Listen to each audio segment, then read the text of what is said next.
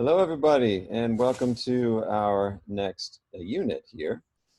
You can see behind me, I have a map of Australia, if you can see that. And it's actually cut off at the bottom, but what this is a language map of Australia showing all of the different languages, indigenous languages, Aboriginal languages in Australia.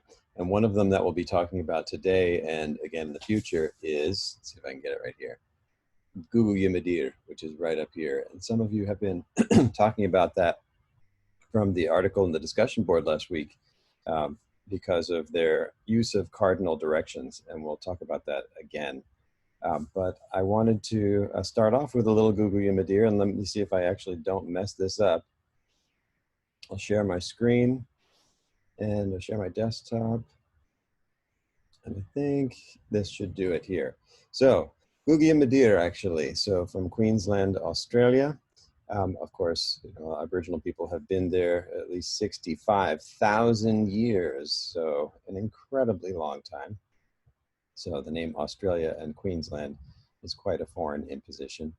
And in fact, when James Cook landed there in the year 1776, the very same year that our nation was founded, Captain James Cook for England, he planted the British Union Jack in Australia under the British law known as terra nullius, which means empty land.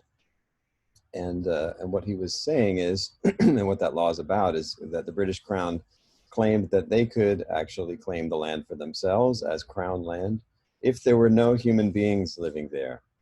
And of course, there were many, many hundreds of thousands, if not millions, of human beings living in the continent of Australia. But the British did not consider them to be human beings or even any type of, they didn't see any cultural similarities, in fact, because the native people in Australia had no social hierarchy. They're egalitarian foraging societies. So, that started actually 200 years of occupation until the year that I lived there, actually, not far from where the Gugu Yamadir are. I lived in Townsville, and which is south of Cairns. It's the largest city in northern Queensland. And the year that I lived there in 1992, which, wow, was a long time ago now, it was the very same year that land was, quote unquote, given back to Aboriginal people, because up to that point, Aboriginal people had to prove that they were the traditional owners, quote unquote, of the land, or that they were native to a certain piece of land. And mining companies could just take whatever they wanted because it was considered Crown land. And Aboriginal people had to prove that it was theirs. And many of them don't even speak English or are literate. These are people that did not have written languages, nor did they need them. Not to say that their languages were somehow more primitive or less complex. In fact, they are much more complex than English in many ways, as we'll see. But anyway, this unfortunate situation lasted for a couple hundred years until 1992, when a guy named, Aboriginal guy named Eddie Mabo from the Torres Strait, just off of Cape York Peninsula in the northern part of Australia, again, right up there, all the way up there. So he actually said, this is a bunch of bullshit. These mining companies can't take my land. I've been here forever. This is our land. We've been here, since the dream time, since creation, according to their cosmologies. And so it went all the way up to the highest court in Australia. And ultimately, the court had to agree that there was no reason why Aboriginal people had to prove that it was their indigenous land when everybody knows that it was. And so it was overturned. Terra nullius was overturned. And it was a huge, huge political event and a celebration for Aboriginal people and many of my friends in Australia. We celebrated because now Aboriginal people had an enormous amount of land actually, quote unquote, given back to them. And now mining companies had to prove that it wasn't their land. So, it wasn't that Aboriginal people were now on the defensive any longer. And so massive amounts of land actually went back to Aboriginal people. Of course, most of this was land that is considered less useful to the white settlers in Australia. And even some people said, there was a lot of racism at the time and still today. A lot of white white colonists there said they're going to take over Sydney and Melbourne. Of course, that did not happen. And in fact, there's still a lot of arbitration happening regarding native land in Australia. So just a little bit of background there. Anyway, this is Google Yimidir. Yes, so there's a number of different spellings that you'll see depending on the linguist that's writing it down and the orthography that they chose. But if you're just saying a general greeting in Google Yimidir, you say Wandhara, and actually you got to roll the R a little bit here. Wandhara, Wandhara. You ask how someone is, how are you? You say Nyundu Wandhara, Nyundu Wandhara, or just Nyundu Gana. And the response to either one of those is Gana or Ngayu Gana. So let's try it again. Wandhara, Nyundu Wandhara, Gana, or Gana. All right. Now, this did not work last time when I tried to switch over back to the slides, but let's hope it actually does this time. And I think it will because I'm sharing my desktop instead of the browser. Okay, I think I figured out how it happened. So here we are with language and cultural meaning part 2. So let's get started. So that is just my dog. Anyway, so linguistic universalism versus linguistic relativism. As we've been discussing last week, we talked about the Sapir-Whorf hypothesis and the idea of linguistic relativity. So linguistic universals are things that are thought to be true of all human languages. So this was the preoccupation of a lot of structuralists in the 20th century. Sorry about that. Hey! Sorry. I resume. Nothing like a little Zoom lecture with the dog barking. Okay, so the 20th century structuralists were really interested in finding universal patterns among all human cultures, all human languages. This is the idea of linguistic universals, that there are assumed to be hardwired or cognitive structures in our brains that contain language or grammar. And this is a lot of what Noam Chomsky has proposed, that in all human brains, there is grammar. And there's still controversy about this, and there are apparently some languages that some linguists have proposed that do not contain some of these universal structures like recursion, and we'll talk about that another time. Then there's linguistic relativity, of course, the idea that Sapir and Whorf put forward, that linguistic elements like words have no meaning outside the linguistic system in which they're used, and systems of meaning are constructed and relative. Okay, so moving on. Let's take a look at some of the ways in which linguists have tested the Sapir-Whorf hypothesis or elements of it. And one very famous example is the Berlin and Kay's study of color terms. So we know that all languages have words to refer to colors, or is that true? Do all languages have words to refer to colors? It actually is. All languages have some words for colors. And we can assume that our eyes are biologically the same. I think that that has been demonstrated. No matter who you are, we all have rods and cones. Although there is some slight differences, a correlation between women that tend to have actually more ability to perceive color than men.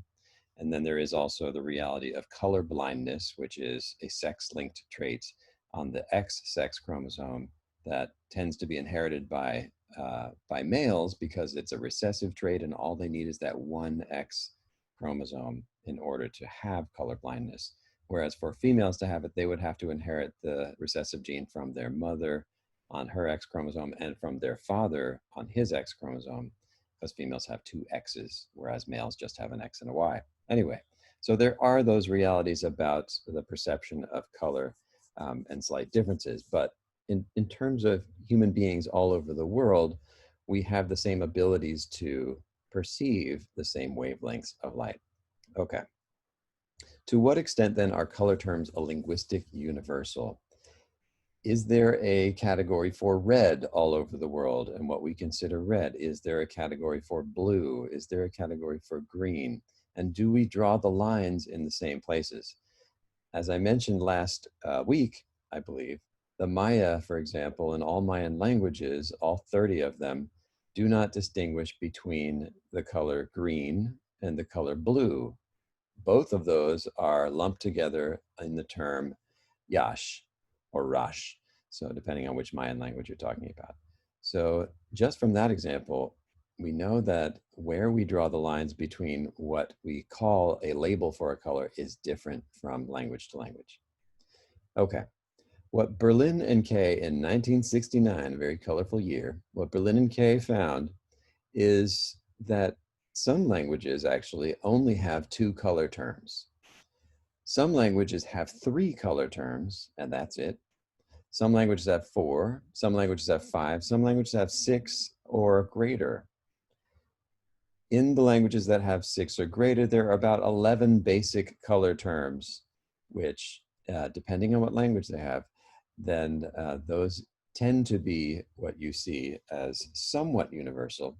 But let's take a look at some of the languages that only have two color terms. In those languages that have two color terms, let's see how this all works. If a language has two color terms, what Berlin and Kay found is there is a universality about this. There are some languages that only have two color terms, and if they do, no matter who they are, where they are found, they don't have to be closely related to one another. They could be in the Amazon, they could be in the Arctic. But if a language has only two color terms, they will invariably be white and black, the binaries of light and dark. So some term for things that are light, some terms for things that are dark. That's interesting. So in those languages, they apparently don't have a use for naming the other colors that are perceived. There isn't a usefulness for it. It could be based on the environment they live in, such as the Arctic. But even in the Arctic, there are colors of mosses, there are colors of lichens and trees and things like that, if there are trees. But the Amazon also, or rainforests, right? There is a predominant green color. So why would you ever need to have a color green? It's just what's in the background. So there are many possible reasons why a language might only have two color terms. But what Berlin and Kay found is that of all the languages, and there are many in the world, that out of the 7,000 languages, I don't know the exact number of how many just have two color terms. But of those that have two color terms, they will always universally be white and black or light and dark. That is interesting. Similarly, of the languages that only have three color terms, Berlin and Kay also found that they will always be light, dark, and red. Red ends up being the first of the actual colors to really come out in this order of appearance. So ingeniously, they actually studied these languages based on the number of color terms they have, and all those languages that have only three color terms, and there are many around the world that are not related to one another, all of them have light, dark, and red. So why is it that red seems to show up as this unique color that's different from black and white? Well, it is the color that has the longest wavelength, actually. It is very easy for us to spot. This is why we put red brake lights and red lights, so you can see them at night. They travel quite far distances, and they're very noticeable to us. Uh, Certainly, things that are red are not that common in nature, and if you do see something that's red, it usually means danger. So of all the animals that can perceive red, such as primates, or at least old world monkeys, apes, and humans, other mammals, like dogs and cats, can't perceive red. But we perceive red, and birds perceive red, actually, like my bird back here. And they perceive red and they see, the colors on other birds. But red things usually are dangerous, red markings on a snake, red berries, things like that. In fact, when tomatoes from Mexico, domesticated by the Mesoamericans, the Aztec and the Maya, for example, and the people of the Amazon, where they're originally from, when they made it over to Europe after the colonization of the New World, these are, of course, non-toxic, but because they're related to nightshade and because they're red, the Italians, can you imagine Italian cooking without tomatoes? The Italians would not eat them. They thought they were poisonous. And so they only ate the yellow ones, which is why tomato in Italian is pomodoro, which means apple, golden apple, pomodoro. So interesting. Anyway, so red is also the color of blood, and it is very noticeable when we get cut. It's certainly startling. Some people faint when they see blood, but it is an interesting thing that it seems to be universal that red is the first color to really separate out from the other colors if the language has 3 color terms. If a language has 4 color terms, then notice actually one of them, they will be white, black, red, and then GRU, which is blue and green together, just like the Maya have. Or they did not find this is always true. They found that some languages that have only 4 color terms have white, black, red, and yellow. But then the languages that have 5 color terms, like the Maya, they will be white, black, red, GRU, and yellow. And so all of the languages that have 5 color terms will always have those. So in there, of course, those languages that have 4 that just have the yellow without the GRU, but languages that have 5 will always have both GRU and yellow. Languages that have 6 color terms divide between the blue and green, but they will have all of these other color terms. And instead of GRU, they have the blue and the green divided. And then 7+, you have all of the other divisions going all the way up to 11, which is interesting. So actually, how many do we have here? We got 1, 2, 3, 4, 5, 6, 7, 8, 9, 10. There is one missing, and I can't remember which one that is. Orange, actually, or depending on if you are from California, you usually say orange, but in Philly, we say orange. In New York, it's orange. So anyway, East Coast, West Coast difference. That color actually only shows up in the English language relatively late. And so it comes from the fruit, orange, which actually came to us from Spain, and they got it from the Arabs.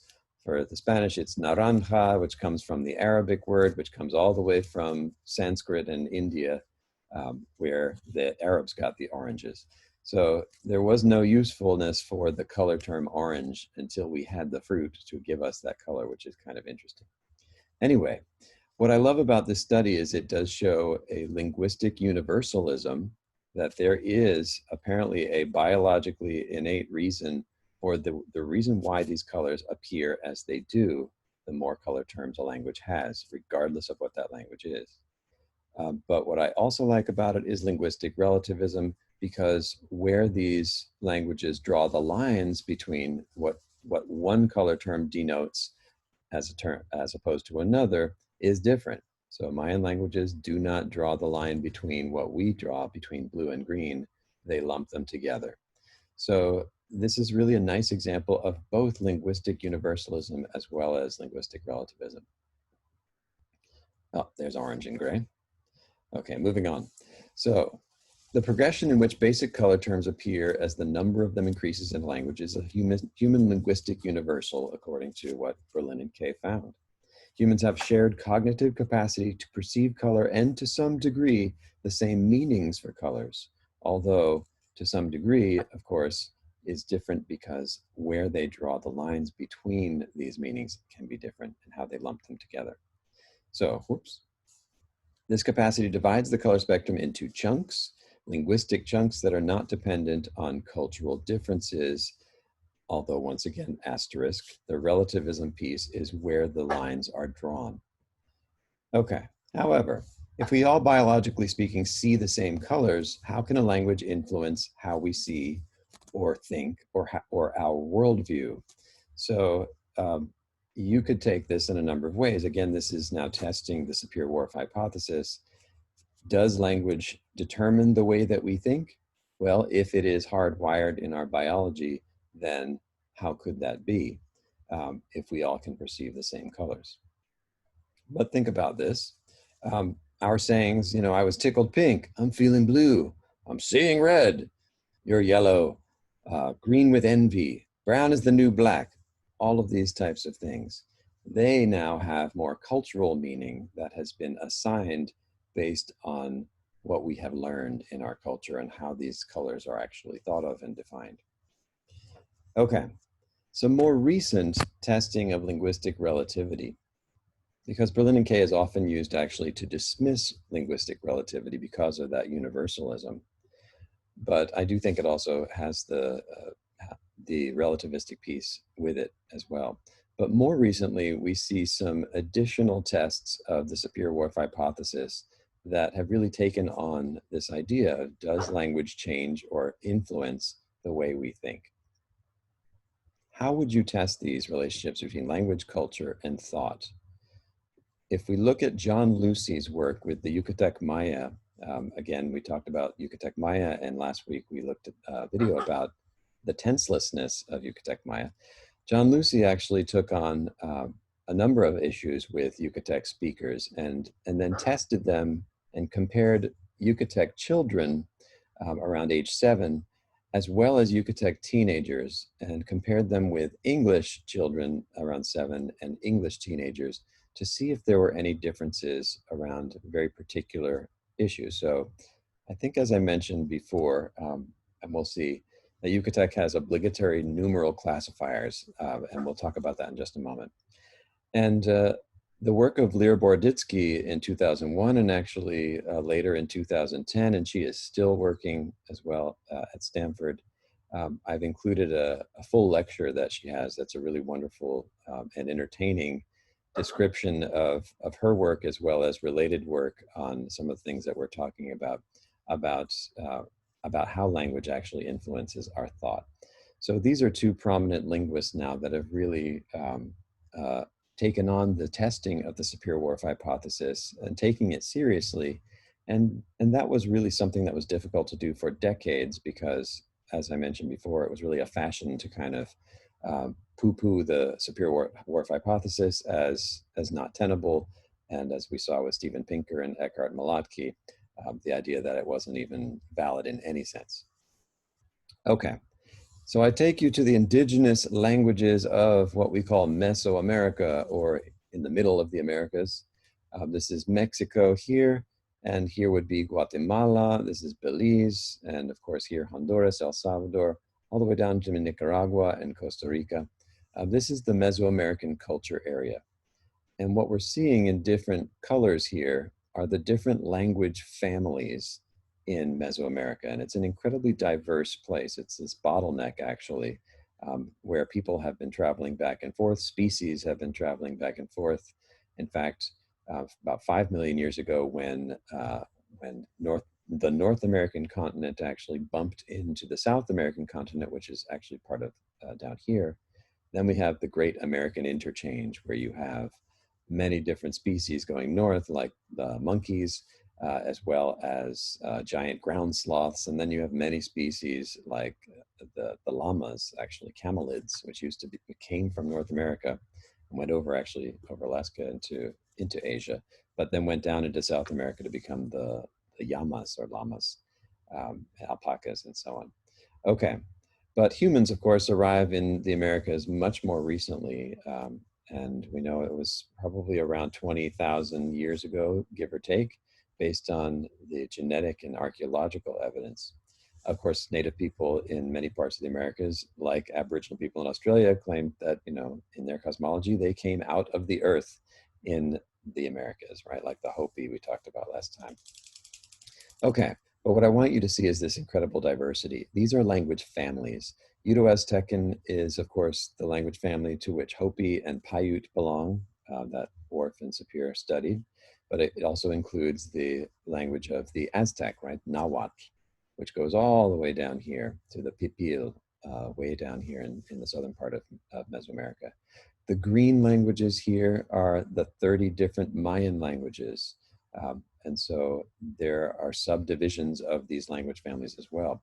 So when we're talking about language families, as we'll see after the exam, when we talk about historical linguistics, they are huge kind of umbrella classifications to which many languages that are related belong. So they represent languages that are all related to a common ancestor, usually thousands of years ago. The Mayan languages have been studied in great detail, and I study Mayan languages as well. And the Uto-Aztecan languages have been studied in great detail as well, in addition to this. So many other language families also exist, like, as we'll see, in Oaxaca part of the Otomanguean language family, which includes many tonal languages. And then there are language isolates, actually. There's the Mijesoquian language family. There's Tarascan, Purepecha, and so on. Okay, incredibly diverse. I want you to take a look at what happened after the Spanish arrived, the Europeans arrived. This is now where those languages are still spoken. So this is just Mexico, not showing you the 20 different languages in Guatemala, but just take a look at what happened here. This incredible diversity of language families and languages. So we're talking about many, many hundreds of languages here, reduced down to just these spoken in the southern part of Mexico, which was land actually that was difficult for agricultural purposes in terms of growing European agriculture, wheat, cattle, and so on.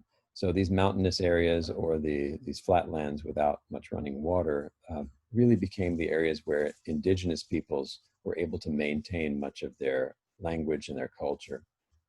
Okay, I think I mentioned before that Oaxaca has about 17 different native languages. Mexico actually has several different Mayan languages here, Yucatec, as well as Tzeltal, Tzotzil, and Chol. Chontal is also another one. Guatemala has about 22 different Mayan languages. So the Mayan languages can be divided into, or the Maya area, into the northern lowlands, which is actually relatively flat in the Yucatan, the central lowlands, which is where we see many of those classic Maya cities that were abandoned around 900 AD.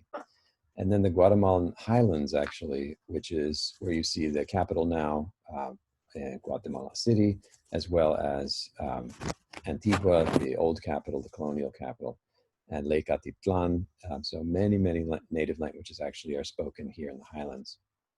Remember that because actually there's an interesting correlation between the spatiality, so looking at north as down and south as up, is something that several Mayan languages do because of the landscape. Okay, so here are the subfamilies of Mayan languages. So all of them, of course, are related and have similarities, but they are not one language and one culture by any stretch. And I think this is a very common misconception in popular culture. When you think of the Maya, first of all, many people think, oh, they disappeared, right? What happened to the Maya because of those ancient cities that were abandoned? The Maya didn't disappear. They moved around.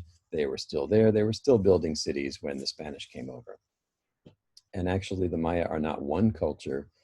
There are 30 different Mayan languages, as you can see here. One of them, Chico Musaltec, is now extinct.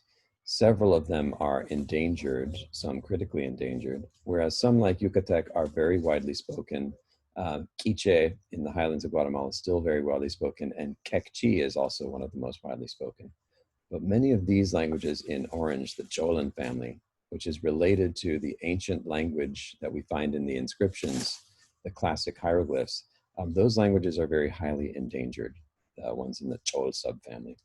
So please know that some of these languages are no more closely related to one another than English is from French or German, for example. And so English and German are actually much closer to one another. So that would be more like languages that are closer in the Chol family to one another, like Tzeltal and Tzotzil and Chol. Whereas the difference between Chol and Yucatec is quite a bit more different. So English and German are in the Germanic subfamily of the larger language family Indo-European, which includes all of the Romance languages like Spanish, French, Italian, as well as Russian, the Slavic languages like Russian and Polish and Czech, as well as the Celtic languages like Irish and so on. All of those are subfamilies of Indo-European.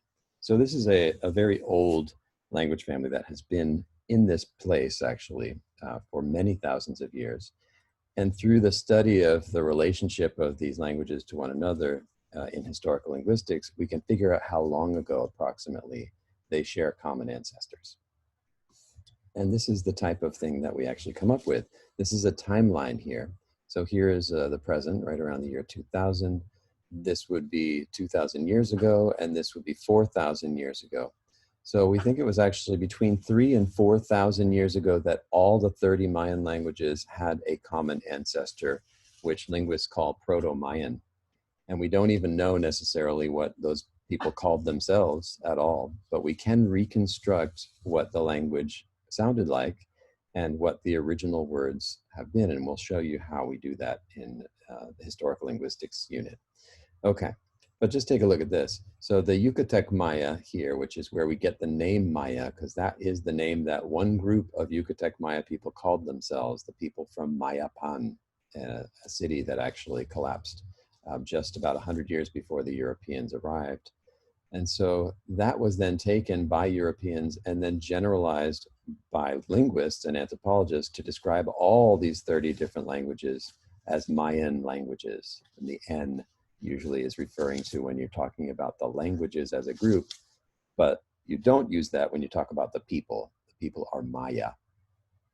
But all of these different other quote unquote Mayan languages actually never referred to themselves as Maya or Mayan.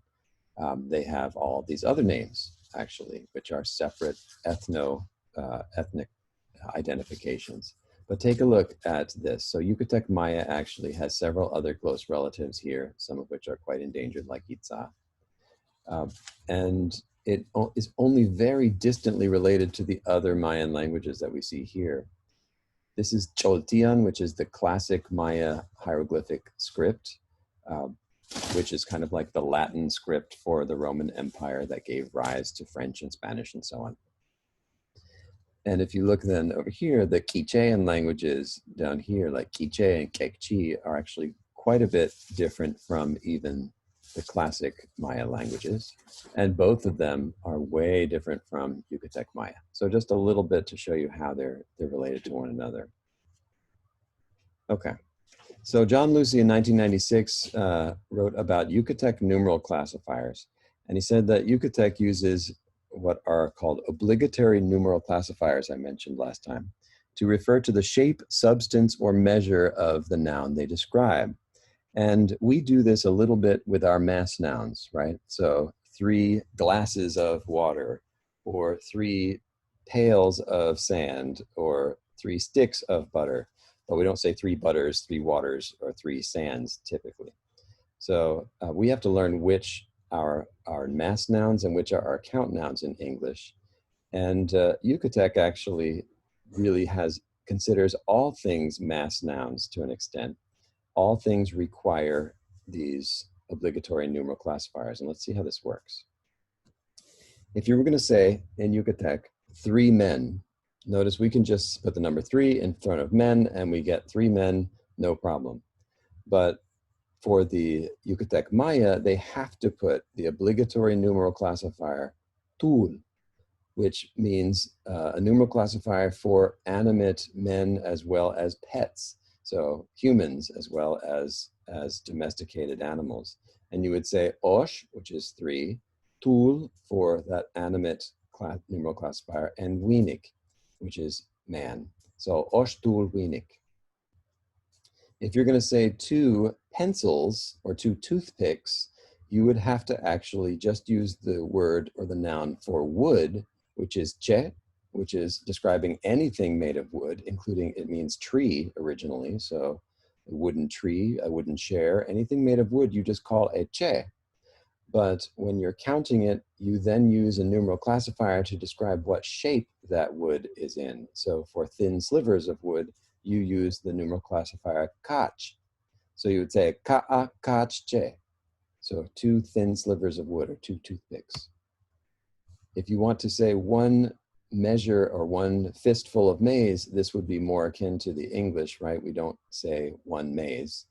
You would say, or seeds of maize, right? A fistful, a handful, a cup, a scoop of maize. So hun pis ishin. And note there's tonality here in Yucatec as well. There's rising tones and falling tones. And if you want to say 5 candles, you would use the noun cabe, which is for anything made of wax, but you have to then use, it's a little different from thin sliver. This is now long, thin wax. So 5 candles would be ho tzit cabe. So ho tzit cabe. So 5, a numeral classifier, long, thin, wax. Remember that in this next slide. So what John Lucy did ingeniously, I think, is he tested, as I said, 7-year-old kids and compared them to teenagers, both Yucatec as well as American English-speaking kids. And he showed them images like this. And if you ever watch Sesame Street, you know, which of these things is not like the other? Anyway, one of these things just isn't the same. I grew up with Sesame Street. It came out the year before I was born. So anyway, that's how I first learned some Spanish. But moving on, if I showed these to you, which would you say are the two that are most like one another, and which one is the most unusual, or the outgroup, if you will? Well, when he gave this test to Yucatec kids of 7 years of age and American English speaking kids, both of them actually answered very similarly. So both of them said that the candle and the pencil were really more the same. And that is because of their shape, right? Okay, but that changed actually as the Yucatec kids actually became teenagers. Age 15, Yucatec teens answered that the candle and the beeswax were more the same based on the material out of which they're made. And John Lucy argued that that's because the Yucatec speakers that were older had to memorize all of these different numeral classifiers and knew that the word for a block of beeswax, the noun, which is kib, is the exact same noun that is used to describe the candle, kib. And the only difference is the numeral classifier. So in the minds of the older kids, John Lucy argued, they were thinking differently because their language forced them into thinking with these numeral classifiers. But around the age of 7, kids are still learning actually how to differentiate the rules of their language. And so a really interesting phenomenon. Okay, so again, Yucatec calls both of these nouns kib, wax, with different numeral classifiers for the shape, whereas English-speaking kids or teenagers actually chose the same as the children, basically, with a little bit of difference. A few of them actually lumped these two things together, but not as drastically as Yucatec teenagers. So here's what he shows us. So here's his graph. So this is in the 2004 publication, actually, which is not the original publication. I'll put the original publication up in the modules for you to take a look at. But this is in a review of what he had done. And so again, at age 7, the Yucatec and English-speaking kids really respond the same. They think that the pencil and the candle are more similar. But then as the Yucatec kids get older, he tested them at 9 years old, and there's already a difference at 9. But the largest difference actually is where at age 15 plus, Yucatec teenagers, 60% of them would choose the wax and the candle as being more similar than the candle and the pencil. Whereas just a few more, right? Not much different from the original, I think it's around 15 or 12% that of 7-year-olds that think that the candle and the pencil are more similar. The older English kids or the teenagers chose basically similarly to the younger kids. Not much distinction. And so he's showing us here that the language is actually influencing how these kids are thinking. And the more fluent they are in their language, actually, as they get older, the more they have to memorize these various rules, then the more they are thinking differently. So just to review about count nouns and mass nouns again, right? Count nouns are things that you can count like apples, 1, 2, 3, 4, 5 apples. Mass nouns, things like sand, butter, water in English. But in Yucatec, everything really is more like a mass noun in that everything requires a numeral classifier. Okay, some other interesting studies of English-speaking kids really have established the age at which children are able to memorize some of these somewhat obscure rules. And in English, we have actually some very interesting obscure rules that a lot of other languages don't have. So this particular study takes the Mercer-Meyer, one of my favorite children's authors, takes the Mercer-Meyer book, Frog, Where Are You? And asks kids without any prompting except for the images to then tell the story about what's happening here. So without the words in the book, the kids have to look at these images and then describe them. And this is what happened. So 5-year-old boy, this is one of the samples of data, described one of the images as this: when the boy and the dog were asleep, the frog jumped out of the jar, and then the boy and the dog woke up. The frog was gone. Then the boy got dressed and the dog stuck his head in the jar. That's perfectly understandable. But do you notice anything about it? Anything that might be different from how you might describe it? Well, a 9-year-old boy, and this is now Berman and Sloman's work in 1994, a 9-year-old boy describes it in this way. There's a boy who has a pet frog and a pet dog. And one night after he goes to bed, the frog sneaks out. And he wakes up and it's gone. So he and his dog look all over the place for it. What's the difference between those two? Do you notice anything? And it has to do with the things that we then have to learn, that 5-year-olds usually up to about age 7 still have not really internalized. And it's the difference between the definite and the indefinite articles in English, where the 5-year-old just uses the, right? The boy, the dog. When the boy and the dog were asleep, introducing the story with when the boy and the dog were asleep, really the 5-year-old has not recognized that when in English, we have to introduce a character. There is a boy, a definite article, rather than the indefinite article. There's a boy who has a pet frog. Only then can we refer to them with the indefinite article. But notice how the definite articles are used here as well as he, right? Here is the frog, right? But that frog has already been introduced back here with has a pet frog.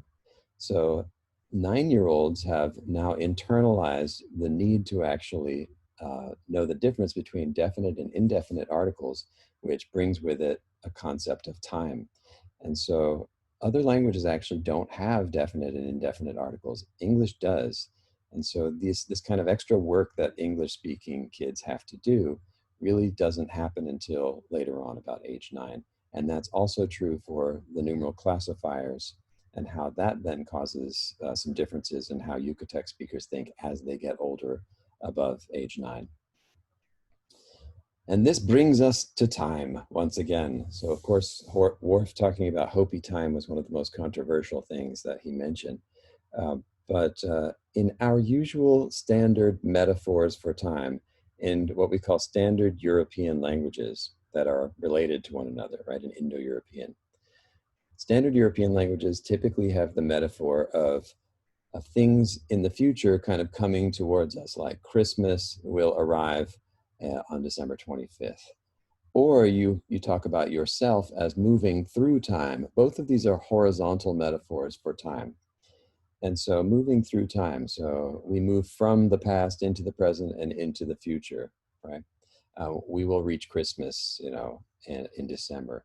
Both of these actually are similar but somewhat distinct metaphors for time in standard European languages. Okay, but is that always true? So if you look at Aymara, which is one of the most widely spoken Native American languages in the Americas, well, in South America, but in all the Americas, Aymara is related to Quechua, which is the language spoken largely in Peru and Ecuador, the language of the ancient Inca. So Aymara is part of that whole contiguous, was once the Tawantinsuyu, the Inca Empire. Inca actually just means the king, who is the embodiment or the incarnation of the sun on earth.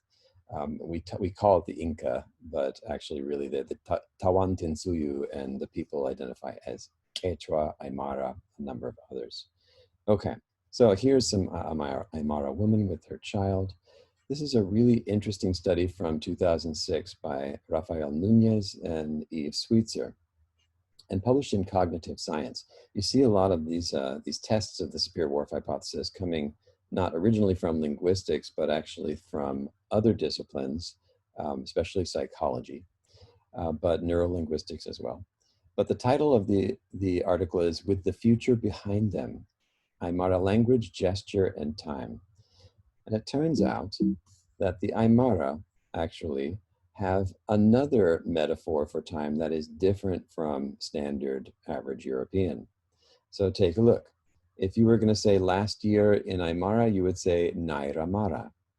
Literally, that means I sight front, Naira, and then Mara, year. So front or sight year, something in front of you. That is last year. Last year is in front of you. And then if you were going to say a long time ago, notice Ancha Naira Pachana. Ancha means a lot. Naira, again, sight, right, in front. And then Pachana, time, in, on, at. So if you're saying a long time ago, you're saying a long way in front of you. That's interesting. So they see the past as, literally see the past as in front of them. Why would they see it in that way? Well, let's take a look at the opposite here. If you were going to say a future day in Aymara, you'd say, and this is actually more of in your uvula around your glottis, so it's the ka, kipuru. Kipuru would be a future day, and that's literally kipa, which is back or behind, and uru, day. So the future is then behind them, whereas the past is in the front of them. Here you have, this is now in the next year or immediately future year after this one. You'd say kipa marana, which is behind or back, year, in, on, at. So once again, the past is actually the future. I'm sorry, behind them. See, look, I'm just stuck in my own metaphor. Behind them is the future, and in front of them is the past. That is totally different from how standard average European languages like English and Spanish see the horizontal metaphor for time. It is still a horizontal metaphor, but it is not at all based on moving from the past into the future, or even having the future come at you from the front. It is the opposite. The future is coming at you from the back, and the past is in front of you. Hence the name with the future behind them. They gesture also, so the study went into not just language, but gesture. When they are talking about the past, they gesture in front of them, and especially a long time ago, they'll gesture way in front of them. And then when they gesture about the future, they talk about it behind them. They gesture behind themselves. Really, really interesting. So in this case, it's based not on movement or motion, it's based on sight. So if you couldn't guess, the past is something that is known and has been seen, has been witnessed. So that is why it's considered in front of you, because it is seen. And in fact, the word for front has to do with sight. Whereas the future is unknown and unseen, unmanifest, if you will. And that's just like what's happening behind us, because you can't see it. So in a sense, right, the Aymara actually conceive of time as coming at them from the back, or that they are perhaps moving through time, although I don't think that the verb of motion really is part of this. It's just about the relationship of the person to time is different. What's in front of you is in the past, what's behind you is in the future. Okay, and we'll post some things about that, actually, some articles, I believe, or an article about that, and the original paper. So I'll allow you to read that yourself if you're interested. Okay. Lera Boroditsky, actually, in 2001, published a really revolutionary paper about Mandarin concepts of time and how they differ from English speakers' concepts of time.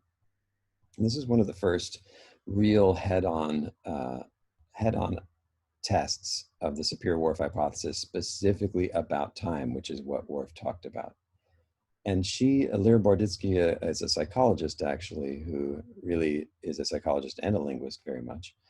But she approached this from a psychological point of view and asked, does the language you speak actually shape the way you think from a psychological perspective? And she came up with some pretty interesting results. And so we're going to look at her lecture, actually, that I'll post for you in this unit. And so make sure you make some time to do that. It's about an hour long, and then there's about a half an hour, 40 minutes of questions afterwards. And she's really entertaining and brilliant, and the time will pass, I promise you, if you take a look at it. And it's related to all the things that we've been talking about. So if you're not getting it from my lectures, go to hers, and she's an excellent lecturer. She also does a TED Talk, which is, much shorter, but I think the hour-long lecture really gets into a lot of the nuts and bolts. Okay, so concepts of time have both universal and language-specific features. In Mandarin, there is both a horizontal metaphor for time as well as a vertical metaphor for time. And the vertical metaphor for time is really absent in English and other European languages. If you were going to say last month, you would say 上个月, so which is up month. And in fact, that is the Chinese character for shang, which is up, above. It's like a table with something placed on it. And if you're going to say next month, then you actually say 下个月, which is down month. And here's the table with something under it, as opposed to above. So next month is below, last month is above. The past is up, the future is down. Well, that's interesting. I mean, we could ask how that came about. And there's some possible reasons for this. What she did is actually, she showed people various different prompts, including children, as well as Stanford College students, and Stanford College students who spoke Chinese as their first, or Mandarin as their first language, who also spoke English. She did many of these tests in English, but she wanted to show them these prompts like this, right? The black worm is ahead of the white worm. The black ball is above the white ball. Various different horizontal versus vertical prompts, and then ask prompts about time. And what she did is ask them, after these various prompts, or tried to analyze actually the amount of time it took to answer the question. And so, and she compared the results, and it turns out that English speakers actually take a much longer time to when they're prompted with these vertical time images, as Mandarin, as opposed to Mandarin speakers who get it pretty quickly. So one of the possibilities is that this has to do with the writing system, right? The vertical writing system in which you can read things in Mandarin from top to bottom. So top would be past, bottom would be future. Also, traditional Chinese calendars, right, that start with the Chinese New Year, are with the months actually one on top of one another for the whole year on the wall, so that you have the first month actually at the top and the last month at the bottom. So there's a really close correlation between above and below in vertical time metaphors. How it actually came about, though, is not exactly certain. It may actually have existed before the writing system even existed, but we don't know that for sure. But because, of course, the earliest attested evidence for Chinese comes from Chinese writing. And so once the writing system is actually in effect, then I think the vertical metaphor may have actually gone with it. I'm not sure. But the interesting thing is that, just thinking about time in these different metaphors spatially is different between Mandarin speakers and English speakers. And Lyra Boroditsky will talk about that and show you some of the examples. In fact, one of the tests is, they ask a speaker and they hold out a hand like this and say, if this is lunchtime, show me where breakfast would be. And so Mandarin speakers almost invariably would put their hand above the lunchtime hand because it was in the past. And similarly, if this was lunchtime, where would dinner be? And invariably they put it below. Whereas standard English speakers that don't know Mandarin, they actually tend to put things on a horizontal time frame, usually going the past on the left and then the future on the right, although some reverse that. So think about how you think about time. And I know some of you have answered on the discussion board about this vertical metaphor for time, which is pretty unique and interesting. It turns out that the way that different languages talk about time spatially or visually is different in many different languages. So here's a really nice graphic from one of the articles you'll read this week. So English, many others, the past is behind, future in the front. We also have the idea of, our writing system, leftward to rightward. That seems to actually really shape this horizontal metaphor when people are talking spatially about the past and future. Hebrew speakers actually tend to put the past on the right, and then the future on the left.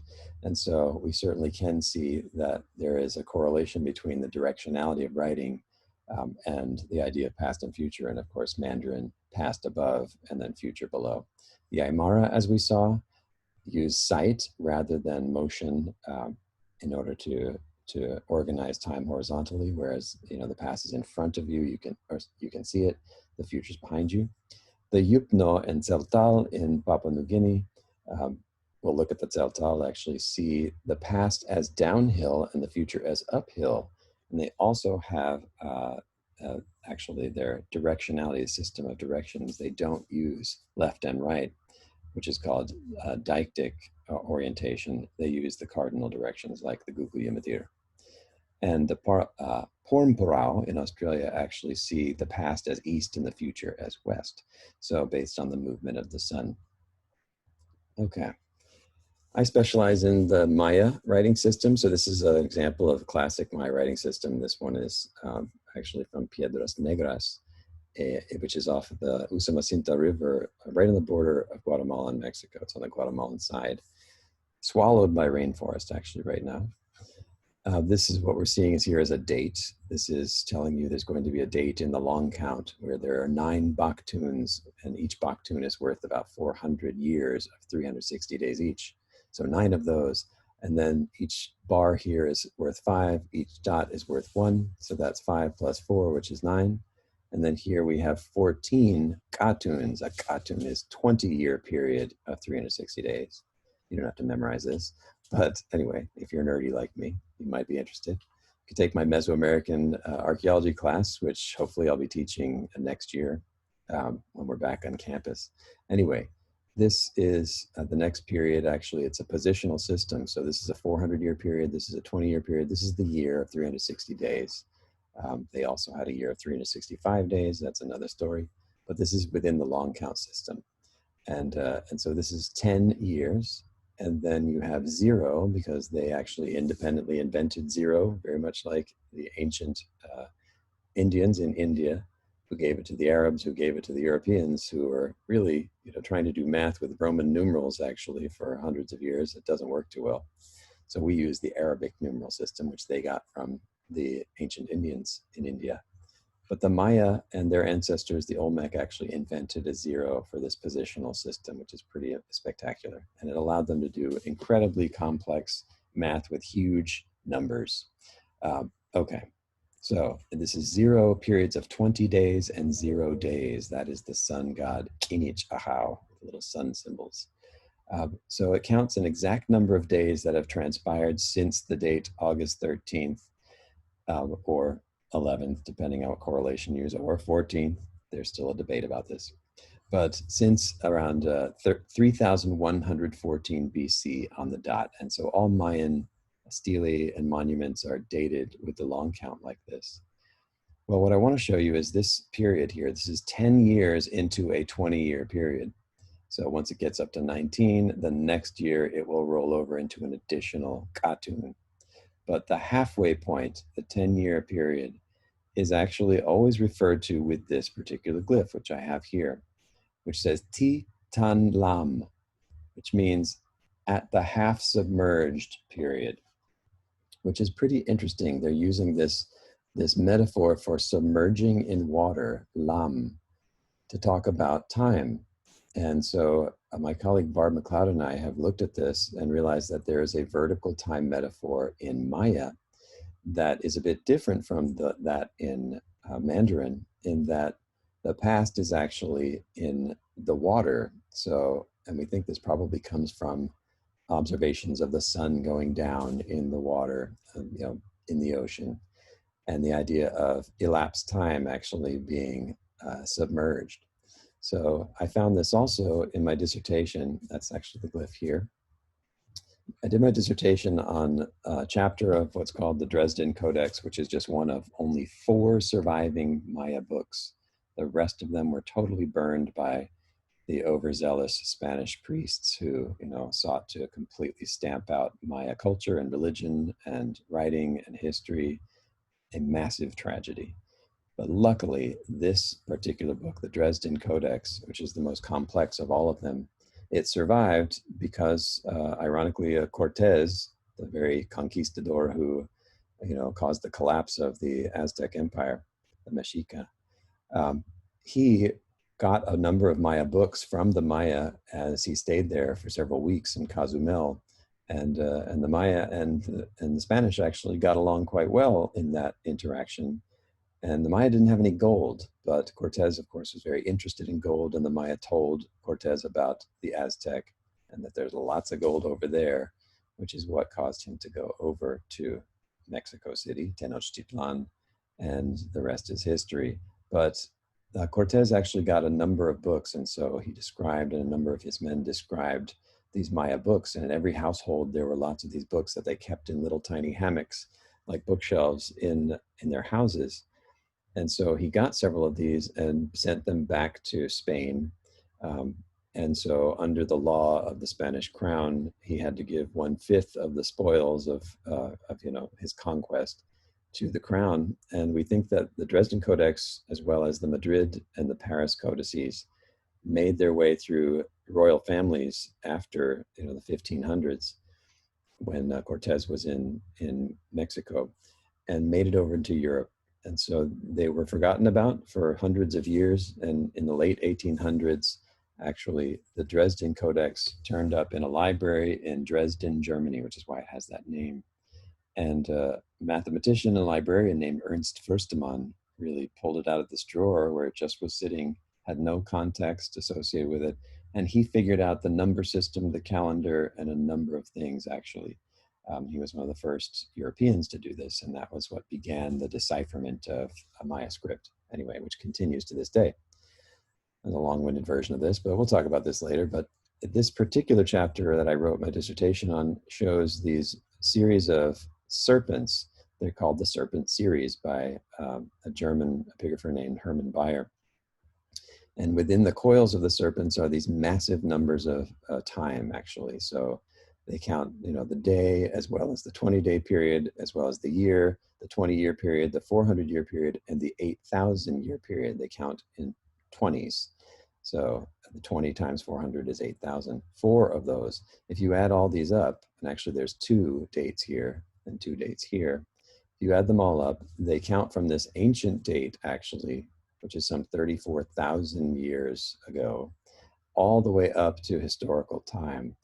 And why did they do this is a really interesting question. And what I've written about is how they did this really to kind of combine their astronomical prowess, calculations of the planets, the sun, the moon, and then and their mythological stories. So they were specific to the day and able to paint a picture of the sky in their minds by calculating back in time, and to find these dates that unify a number of these cycles. It's pretty extraordinary. Okay, but what I found actually here is one passage right here, which I've made a little larger. This right here, which actually uses these. This is the 8,000-year period here. This is the 400-year period. And it says 1 8,000-year period.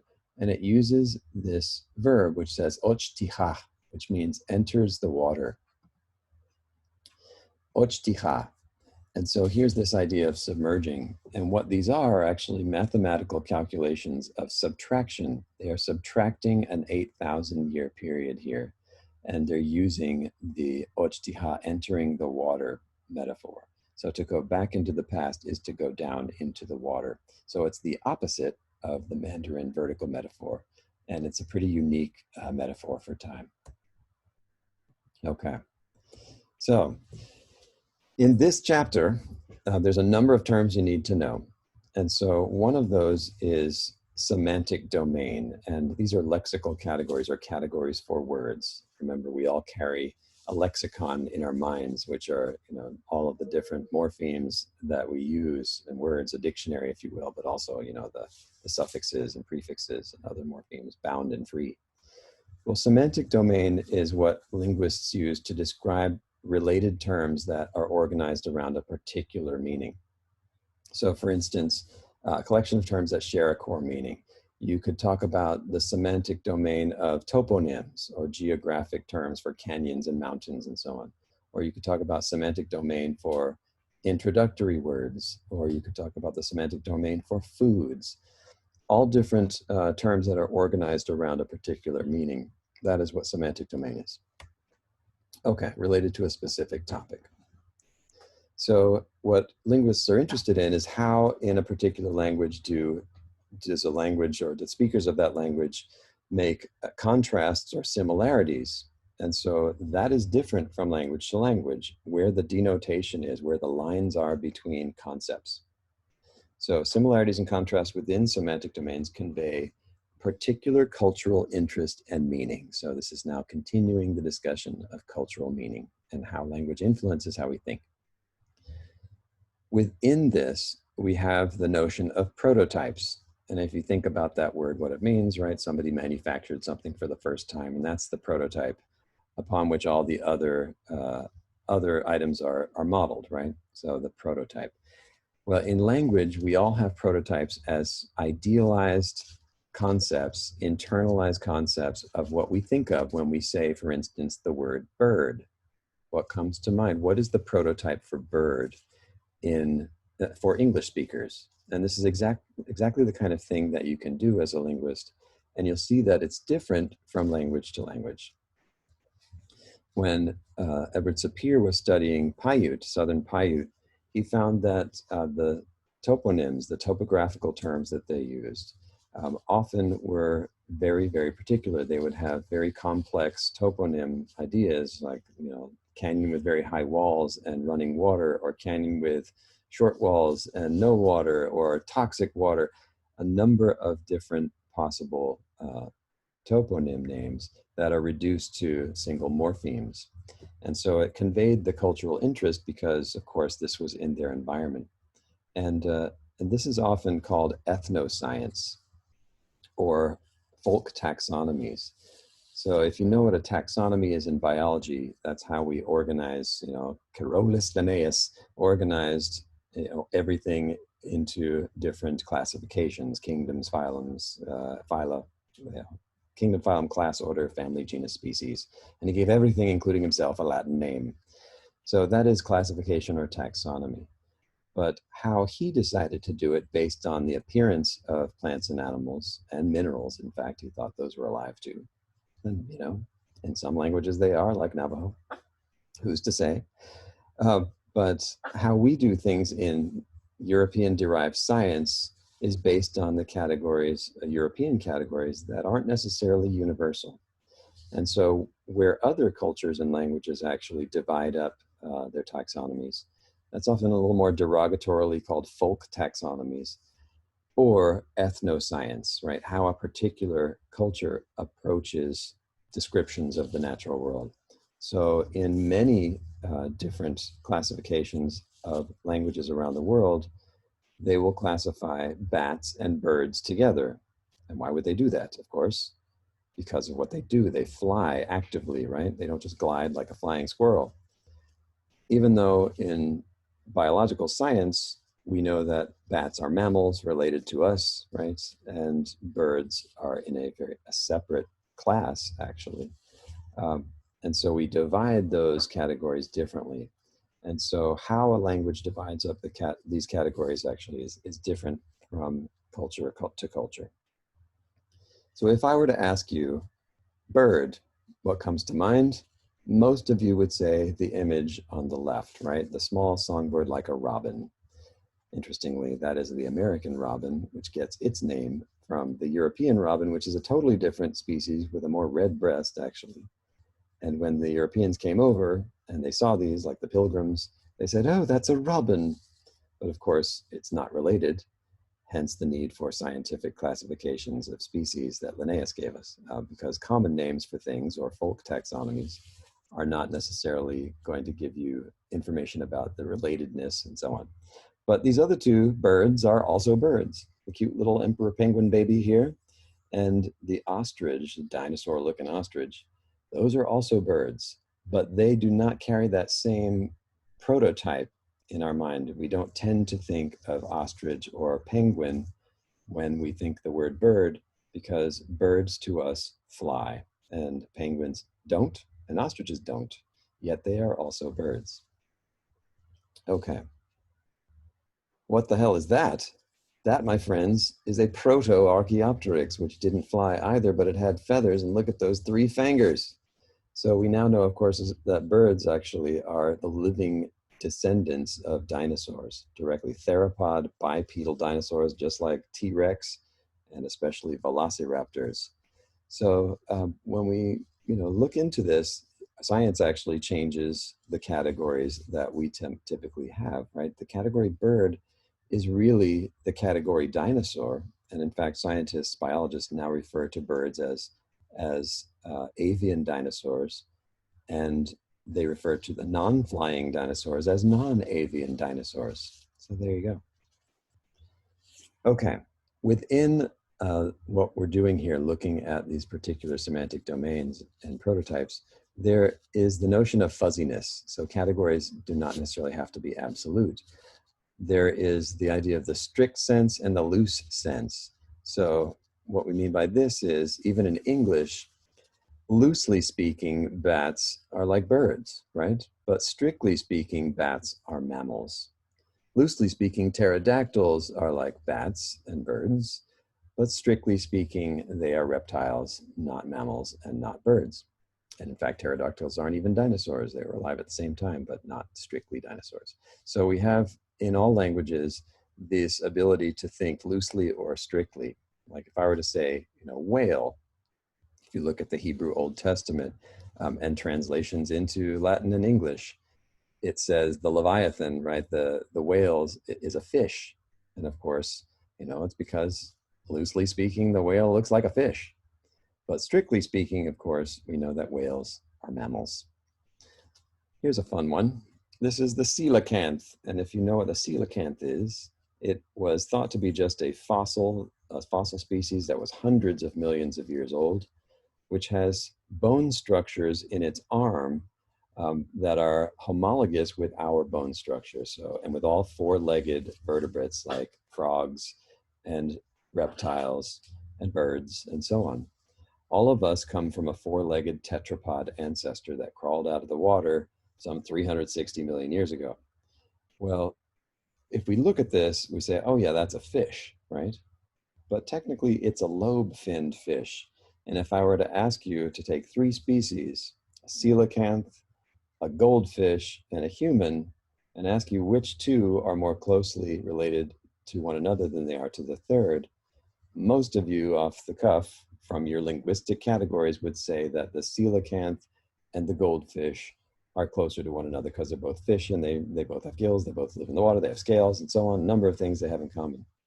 But genetically, and from the fossil record, what we actually know is that we are more close to the coelacanth and the coelacanth to us than either of us is to a goldfish, which is a separate category, ray-finned fish that is more distantly related to both of us. Pretty interesting. And of course, whales with feet. So we know whales, of course, are mammals. They come from fossils we know that had back feet that became more and more vestigial and eventually disappeared. Darwin made that prediction actually 150 years ago. He said we should find fossils of whales with feet. It took 100 years, but sure enough, in the Fayum in Egypt, now we found many, many fossils of whales with feet. Take biology for more. And that cute thing that you are now actually experiencing a flood of oxytocin in your mammalian bloodstream, which is that same chemical that causes mothers to bond to their babies. And it's the chemical that floods our brains when we get that, aww. Anyway, so this is a baby hippo. And why am I showing you this? Well, actually, we know that hippos are the most close mammalian relatives to whales. And actually, there's a lot of similarities. They've got blubber, they give birth in the water, they've got sealable nostrils. Very interesting. So about 54 million years ago, they share a common ancestor with whales and dolphins. All right, so strictness versus looseness.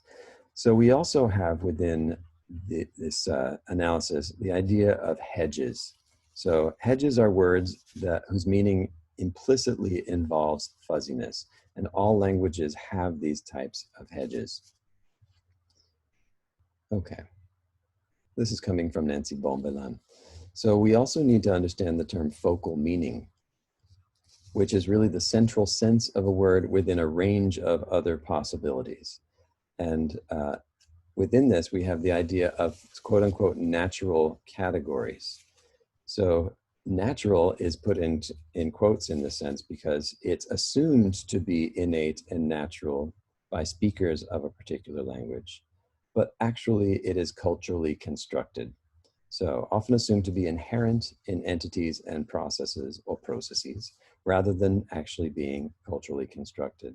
So it is natural for a Navajo to think of a bat and a bird as part of the same taxonomic classification. Um, it may be that way actually for some English speakers as well. I had some students say, don't bats lay eggs in your hair? Anyway, bats are placental mammals, just like us, just like primates. Okay, so this is a really interesting idea here because when we think of things like time, right, time being a natural category for us, we assume the past is real, the present is real, the future is real. But as Worf suggested, and as we can see in other languages that don't have those tenses, how can those things be real if they actually aren't identifiable in those languages? But we assume that they're real, and that's really what a natural category is. Okay. So when we are, as linguists, trying to determine what all of these different denotations are, where the lines are between different categories in a language, that's called componential analysis. So we will ask different speakers, and discern things like, oh, Maya speakers don't differentiate between blue and green. It is one category with one name, Yash. And so that would be componential analysis in that case.